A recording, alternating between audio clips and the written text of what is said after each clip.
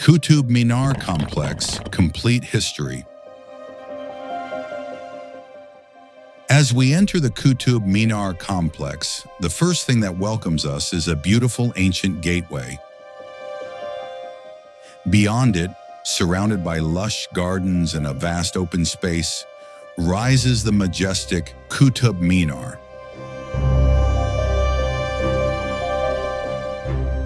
Standing at the heart of Delhi, the Qutub Minar has been a part of history for nearly 800 years.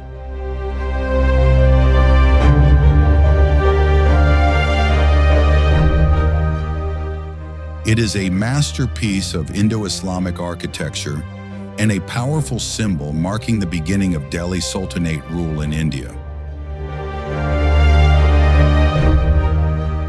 In the 12th century, the military commander Qutb-ud-Din Aibak marked the beginning of the Delhi Sultanate in India. Sold at a very young age into the Mamluk slave system of Turkestan, where slaves were trained for military service, Aibak showed exceptional skill in horse riding and archery.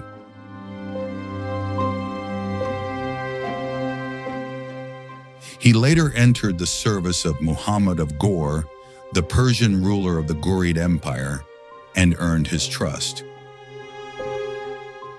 Eventually, Aibak rose to become the Ghurid representative in India. In AD 1192, Muhammad of Ghor defeated the Rajput king Prithviraj Chauhan and entrusted Qutb-ud-Din Aibak with the administration of Indian territories. To commemorate this victory and to glorify the newly established Mamluk dynasty, Aibak decided to build a monumental tower, what we know today as the Qutub Minar.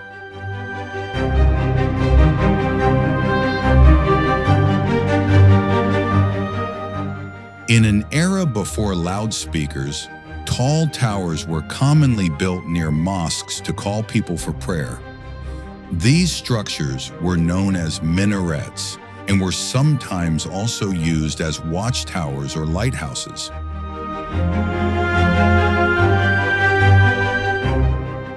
The design of the Qutub Minar was inspired by the minaret of Jam in present-day Afghanistan, a UNESCO World Heritage Site that predates the Delhi Sultanate.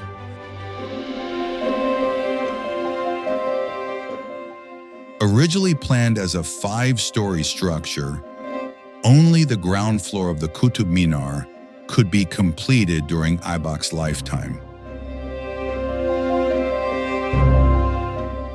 After his death, his son-in-law Shams-ud-Din Iltutmish constructed the next 3 stories.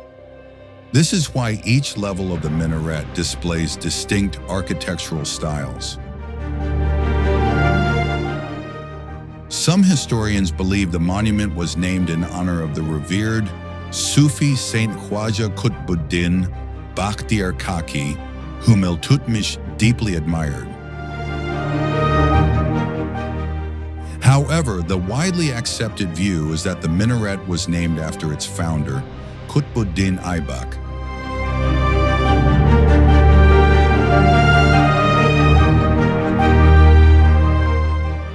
Later, during the reign of Sultan Firoz Shah Tughlaq, the topmost portion of the minaret was rebuilt. There is a reason for that. In AD 1369, a powerful lightning strike severely damaged the 4th story of the Qutub Minar.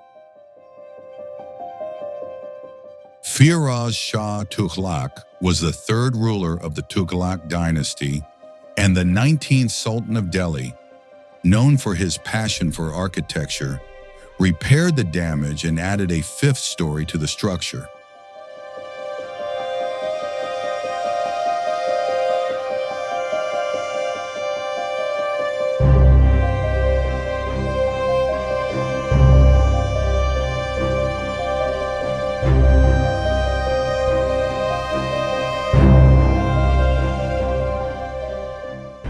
The Qutub Minar stands 72.5 meters tall and contains 399 steps.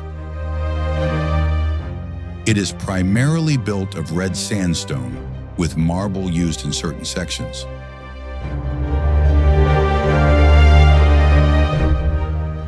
The surface is richly decorated with geometric patterns and Quranic inscriptions. The area surrounding the Qutub Minar is equally significant in historical terms.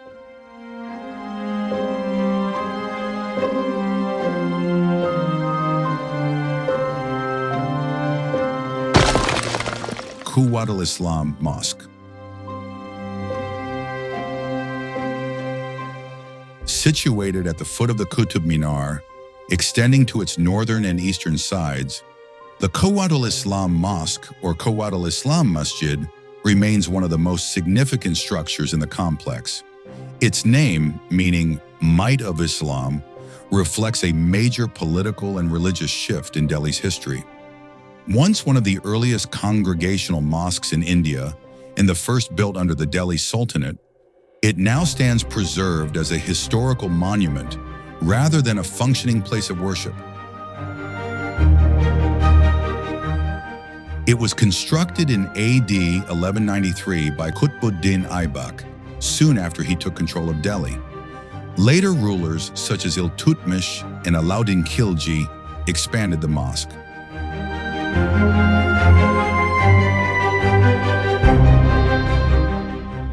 The mosque is famous and sometimes controversial because it was built using stones and pillars taken from around 27 demolished Hindu and Jain temples.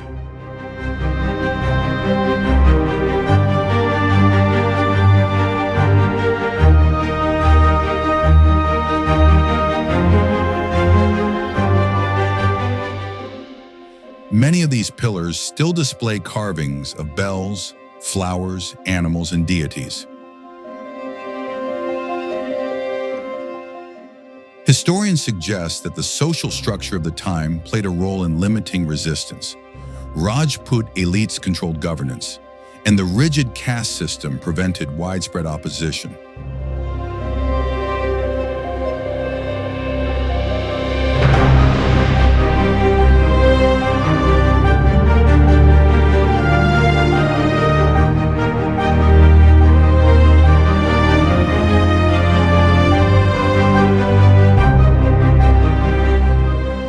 The craftsmanship of Indian artisans is clearly visible in the pillars.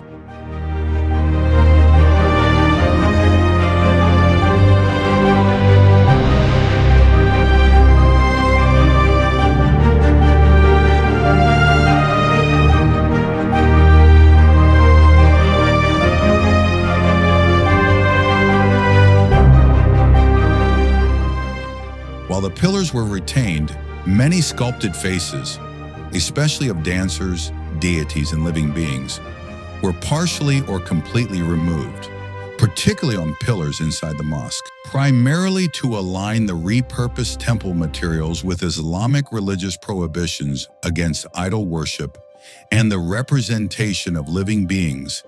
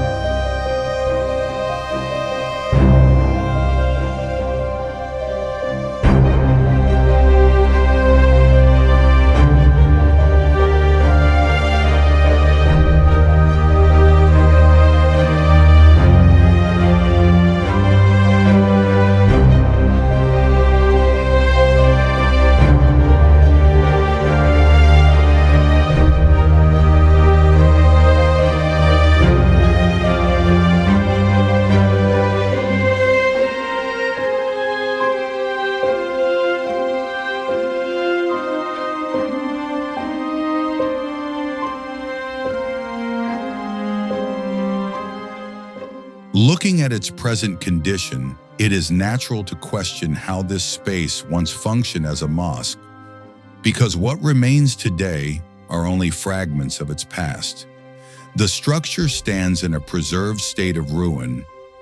The main prayer hall is gone, but the pillars, arches, and the prayer niche still remain. These remnants quietly reveal the form and function of one of the earliest mosques of the Delhi Sultanate. The mihrab, or prayer niche, was constructed entirely in Islamic architectural style, and Arabic calligraphy was added to adapt the structure for mosque use.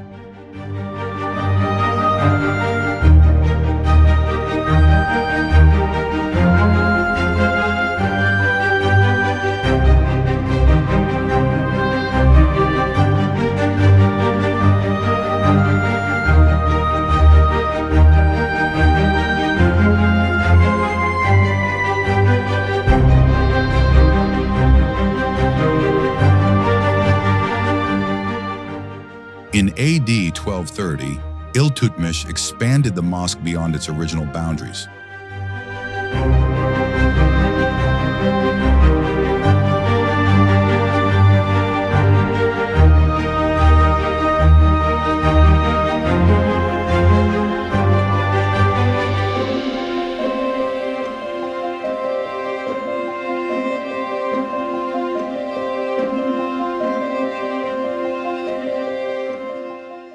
Later, Alauddin Khilji further enlarged it by adding more gateways and a vast outer courtyard.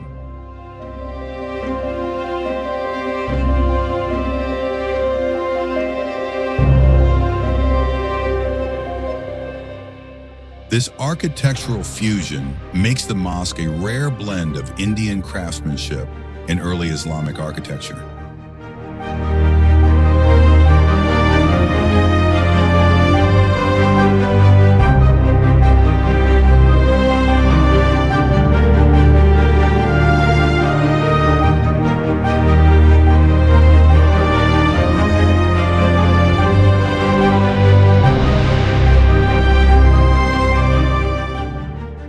Iron Pillar of Delhi.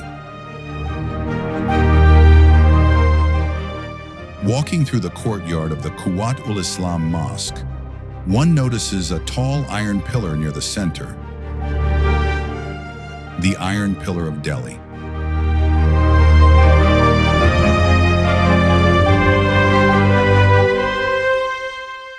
Standing 7.21 meters tall and weighing nearly 6 tons, this pillar is made of almost pure iron, with about 96 centimeters buried underground.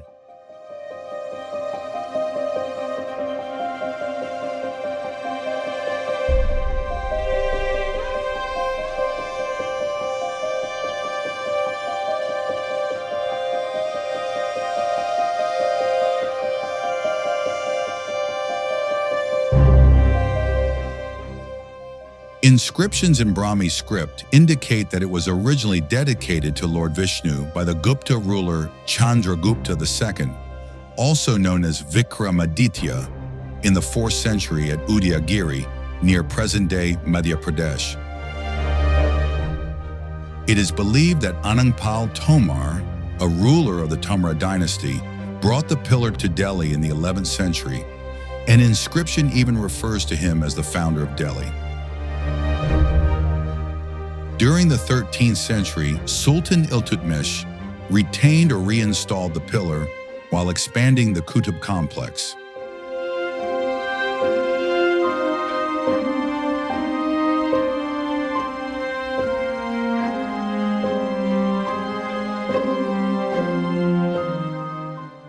A visible crack about 4 meters above ground level is believed to have been caused by a cannonball fired at close range, possibly during Nadir Shah's invasion of Delhi in AD 1739.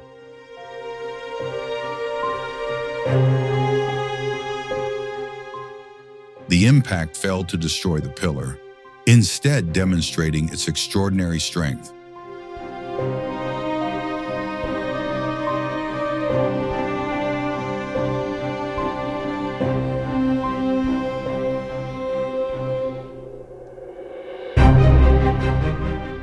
Even after more than 1,600 years, the iron pillar remains largely rust-free, a remarkable symbol of ancient Indian metallurgical expertise.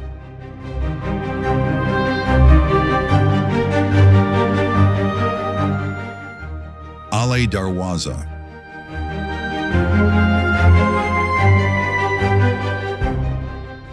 One of the most important structures in the Qutub complex is the Alai Darwaza, built in AD 1311 by Sultan Alauddin Khilji.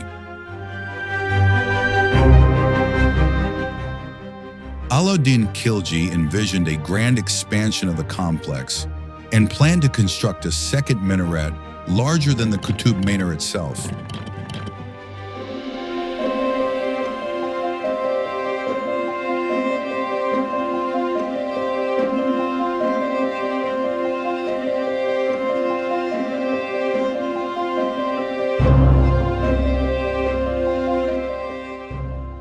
As part of this vision, he built a massive southern gateway to the Quwwat-ul-Islam Mosque, known as the Alai Darwaza.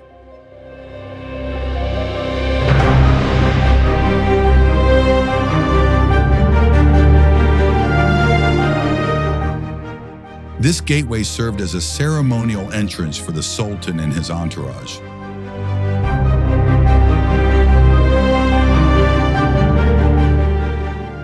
It is considered the first building in India to fully reflect true Islamic architectural principles, introducing true arches and true domes.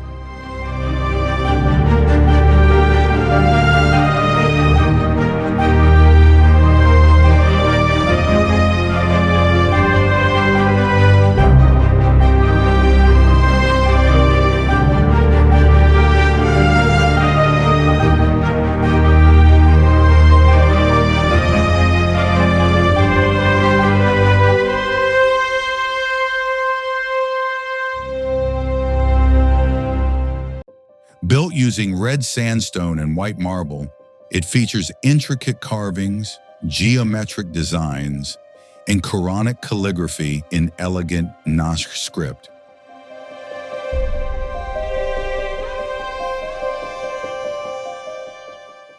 The Alai Darwaza marks the true beginning of Indo-Islamic architectural style in India. While the early structures of the Qutub complex, especially the Quwwat-ul-Islam Mosque, were built using materials and construction techniques taken from Hindu temples, the Alai Darwaza was constructed entirely in a pure Islamic architectural style, marked by precise proportions and mathematical harmony.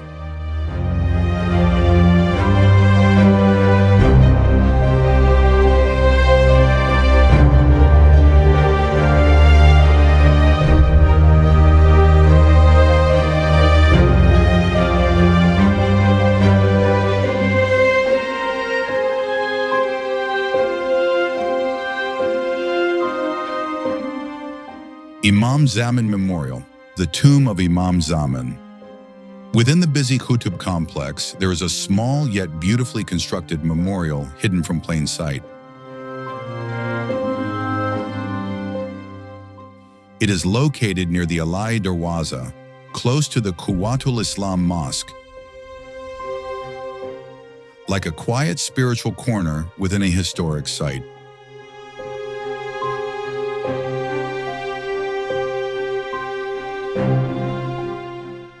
This memorial, often overlooked by many visitors, is the tomb of Imam Zamin.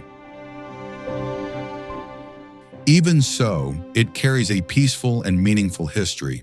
Imam Zamin was a Sufi saint from Turkestan who came to India during the reign of Sultan Sikandar Lodi around the late 15th or early 16th century. His real name was Muhammad Ali. The name Imam Zamin means holy protector.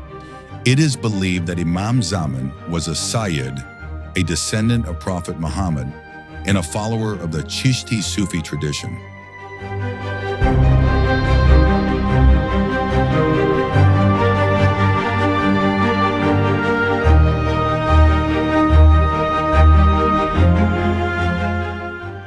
he was entrusted with certain responsibilities related to the Quwwat-ul-Islam Mosque. After settling near the Qutub Minar, he became a respected religious figure in the region. What makes this tomb special is the fact that Imam Zamin himself built it during his lifetime.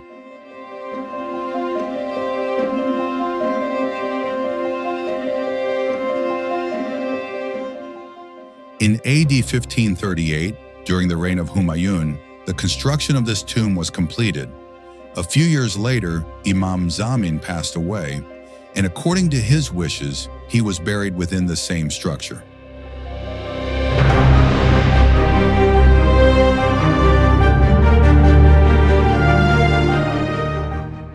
Although this structure was built during the Mughal period, it is interesting to note that it follows the architectural style of the Lodi period. Covering an area of 24 square feet, the structure is crowned by a dome rising from an octagonal drum. Inside, Quranic verses and other inscriptions can be seen.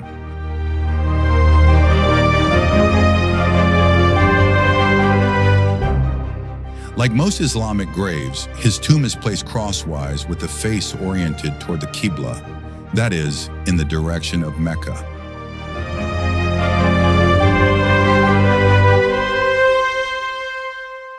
An inscription written in Nash Arabic script, revealing the history of the Imam Zamin Memorial, can be seen above the entrance.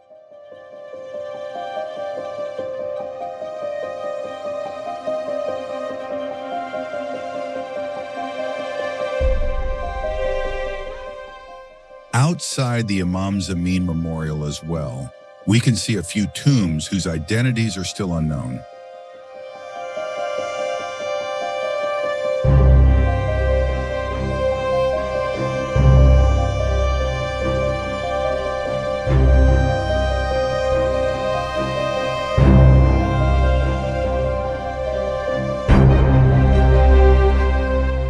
Tomb of Shams-ud-Din Iltutmish.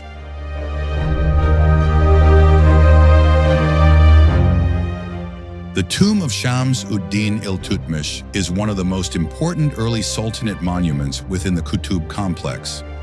He was the second ruler of the Mamluk dynasty and the true consolidator of the Delhi Sultanate.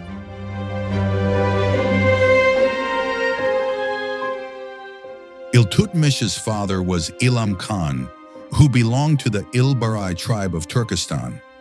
Among his father's children, Iltutmish was more intelligent and handsome than the others. Out of jealousy, his brothers sold him into slavery to a merchant. After being sold several times, he eventually came into the possession of Qutb-ud-Din Aybak, the Sultan of Delhi. Impressed by Iltutmish's intelligence and abilities, Qutb-ud-Din Aybak appointed him governor of Badaun and married his daughter to him. After the death of Qutb-ud-Din Aybak, the nobles of Delhi placed his son Aram Shah on the throne. However, Aram Shah was an incompetent and luxury-loving ruler and lacked the ability to govern. In 1211, Aram Shah and Iltutmish confronted each other on the banks of the Yamuna River. Iltutmish emerged victorious in the battle and ascended the throne as the second sultan of the Mamluk, or slave dynasty. After becoming sultan, Iltutmish completed many of the projects initiated by his father-in-law. These included adding 3 additional stories to the Qutub Minar and expanding the Quwwat-ul-Islam Mosque, transforming the entire complex into the architectural center of early Delhi. While continuing the architectural legacy of Qutb-ud-Din Aybak, Iltutmish also strengthened the Sultanate politically and culturally. Iltutmish died in AD 1236 after a prolonged illness.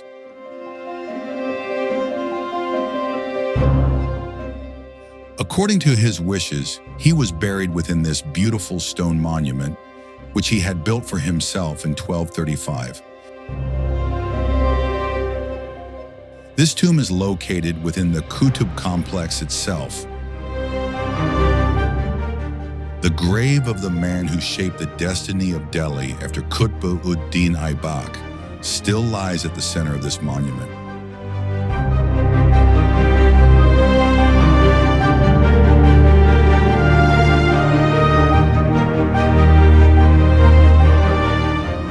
The story of the Alai Minar,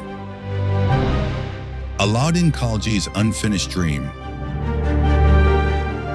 Within the Qutub complex stands a massive circular mound of ruins.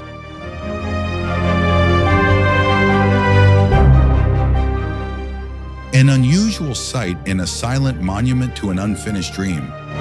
This is all that remains of the Alai Minar.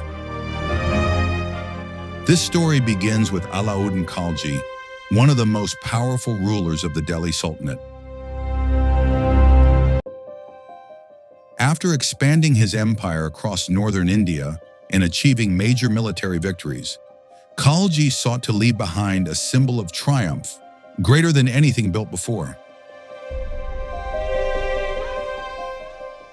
He had a particular fascination with the Qutub Minar, and so he declared, "I will build a tower twice the height of the Qutub Minar, grand and unmatched." To support this ambitious vision, Khilji first expanded the nearby Quwwat-ul-Islam Mosque, doubling its size. Alongside this, he commissioned the Alai Darwaza, which we saw earlier. Soon after, around AD 1311, construction began on the foundations of the Alai Minar. The planned height of the Alai Minar was to exceed 140 meters, nearly twice the height of the 72.5-meter-tall Qutub Minar. Through this colossal structure, Khilji intended to display his power and create a new architectural wonder. Massive, heavy stone blocks were used, designed to support a towering and monumental structure. But fate had other plans. In AD 1316, Alauddin Khilji died. And with his death, the dream of the Alai Minar died with him.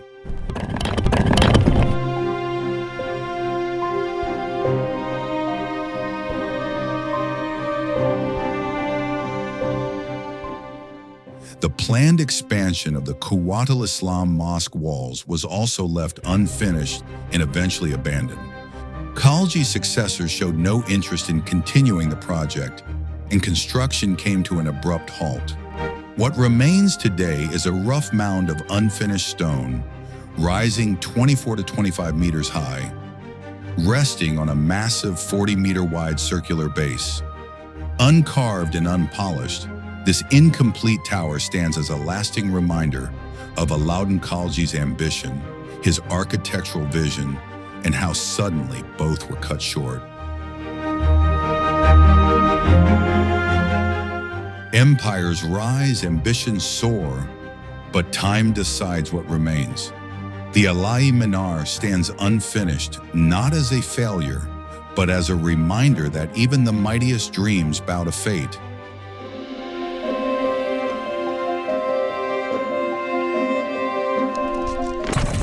The Khilji Madrasa and the tomb of Alauddin Khilji.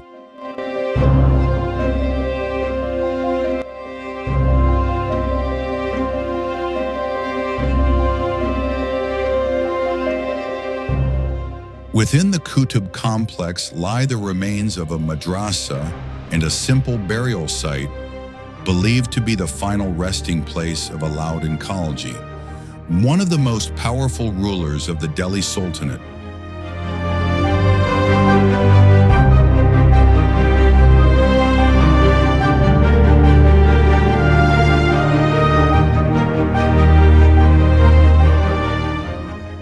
Renowned for vast territorial expansion and ambitious architectural projects, Alauddin Khilji commissioned this madrasa, an Islamic center of learning, around AD 1311, close to the Qutub complex.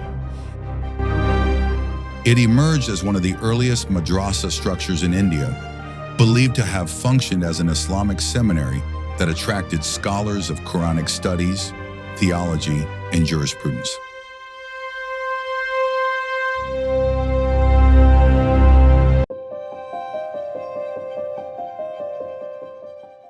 Despite centuries of damage and decay, the madrasa complex still reveals its original layout.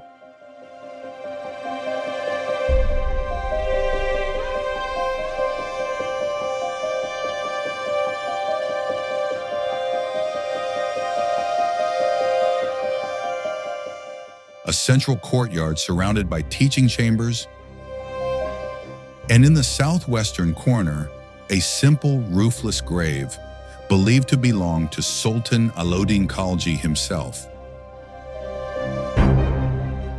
Unlike the grand mausoleums of later Mughal rulers, this is not a monumental tomb. The reason lies in Khilji's ideology.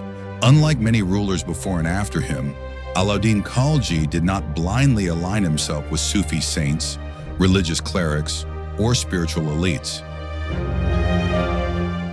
He neither sought sanctification nor encouraged the glorification of tombs and burial monuments.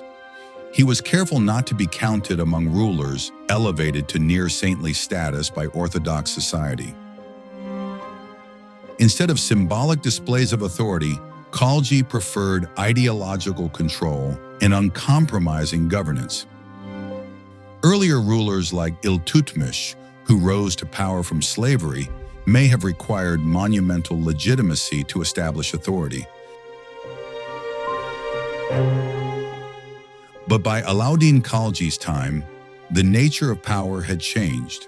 Khilji ruled not through symbolism, but through strict law, economic control, and unyielding discipline. He crushed the power of the nobility, regulated markets, ensured food security, and often ignored religious scholars, refusing to accept advice or interference in matters of governance.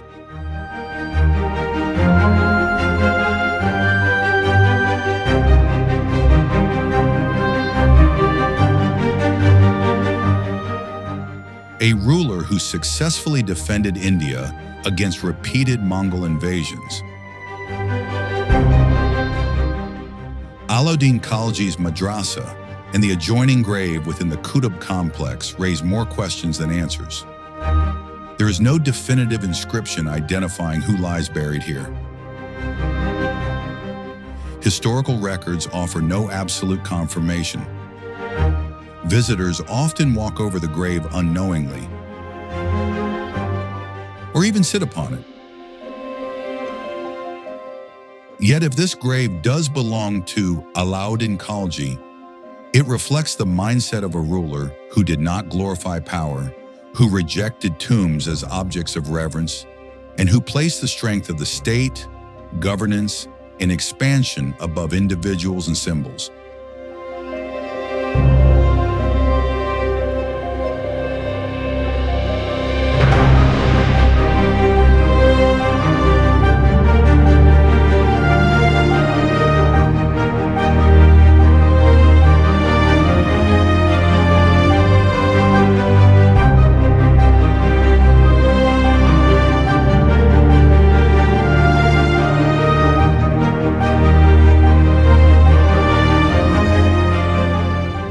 Sanderson's sundial.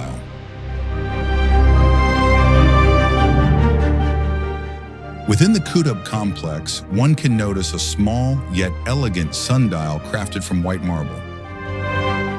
In the past, this sundial served as a reference instrument for indicating solar time, quietly measuring the movement of the sun across the sky.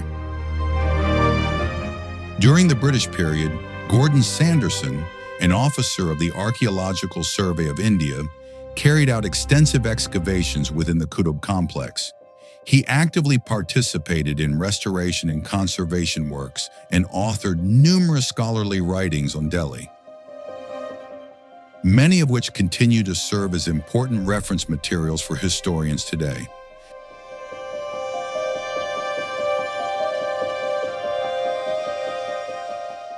Tragically, during the First World War, Sanderson was killed at the young age of 28 in October 1915. 4 years after his death, in 1919, British India installed a sundial within the Qutub complex in his memory as a tribute to his contributions to archaeology and heritage preservation. Engraved upon the sundial is a profound Latin inscription, Transit umbra, lux permanet. The shadow passes, the light remains. A quiet reminder that time moves on, but knowledge and legacy endure.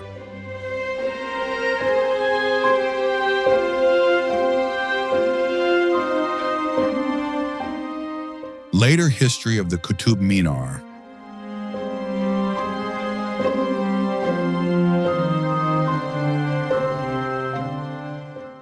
After the end of Sultanate rule, when the British took control of India, they too showed interest in repairing the damage to the Qutub Minar and preserving it as a historic monument. In AD 1803, a powerful earthquake caused severe damage to the Qutub Minar. Restoration work was carried out under the supervision of British engineer Robert Smith, marking one of the earliest modern repair efforts on the monument.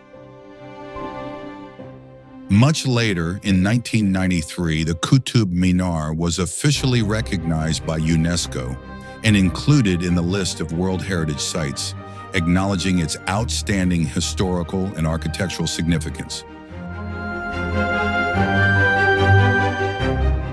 Smith's Folly, the cupola of a mistake.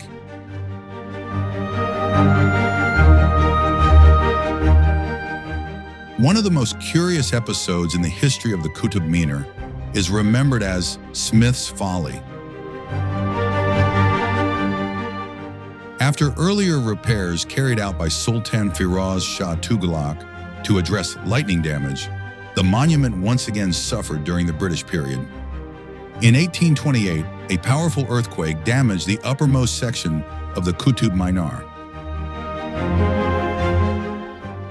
British engineer Major Robert Smith was assigned the task of restoring it, but instead of repairing and reinstating the original design, Smith added a large, circular, Bengali-style domed cupola to the top of the minaret. A design completely incompatible with the Indo-Islamic architectural language of the Qutub Minar. Like a misplaced hat atop a medieval tower, the structure looks strange and out of place. Local residents and scholars strongly opposed it. The criticism grew so intense that the structure earned the mocking title Smith's Folly. Realizing the mistake, British authorities removed the dome in 1848 under the orders of Governor-General Lord Hardinge, restoring the original form of the minaret.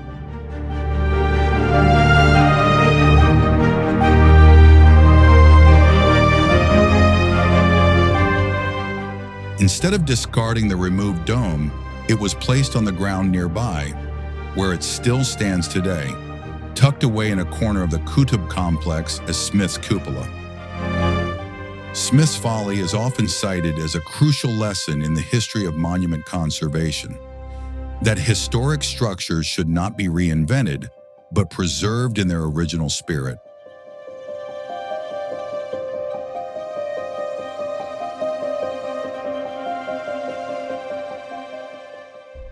Today, the fallen dome stands silently, telling a story of colonial experimentation and the enduring importance of respecting authentic architectural heritage.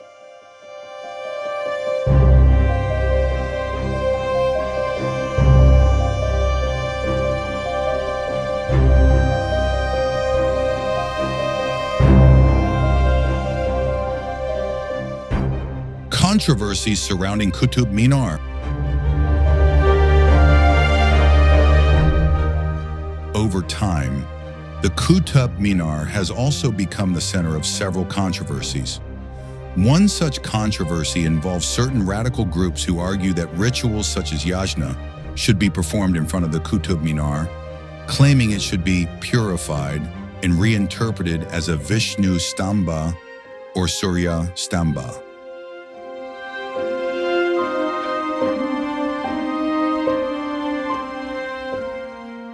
Because remnants of earlier Hindu and Jain temples were used in the construction of parts of the complex, a civil petition was filed in 2022 by Hindu and Jain groups, demanding that the site be redesignated as a place of worship.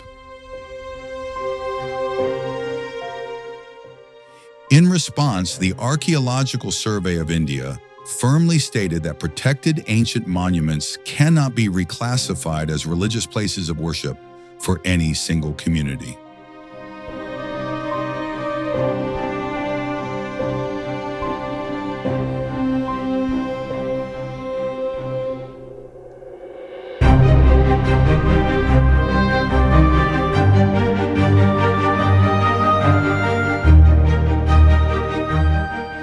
The accident or tragedy that struck Qutub Minar.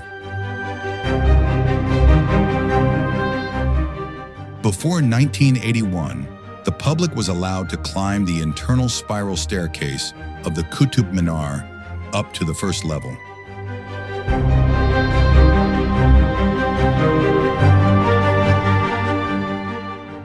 A far more devastating tragedy followed on December 4th, 1981. On that day, a large group of students from a local government school were visiting the Qutub Minar.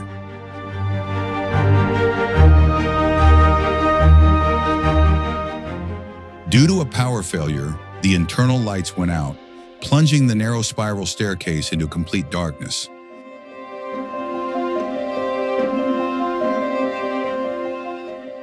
Panic spread rapidly. As visitors rushed down the steep confined steps, a deadly stampede broke out. 45 people lost their lives, most of them school children.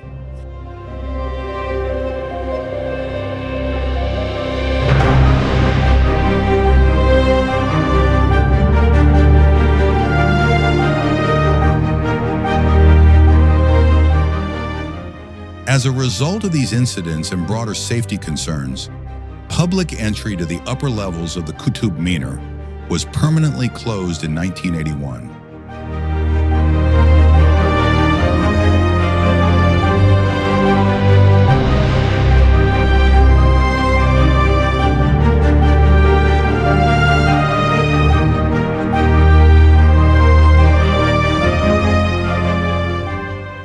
Having survived earthquakes, lightning strikes, dynasties, controversies, and tragedy, the Qutub Minar still stands, a silent timekeeper of old Delhi, bearing witness to centuries that refuse to erase it.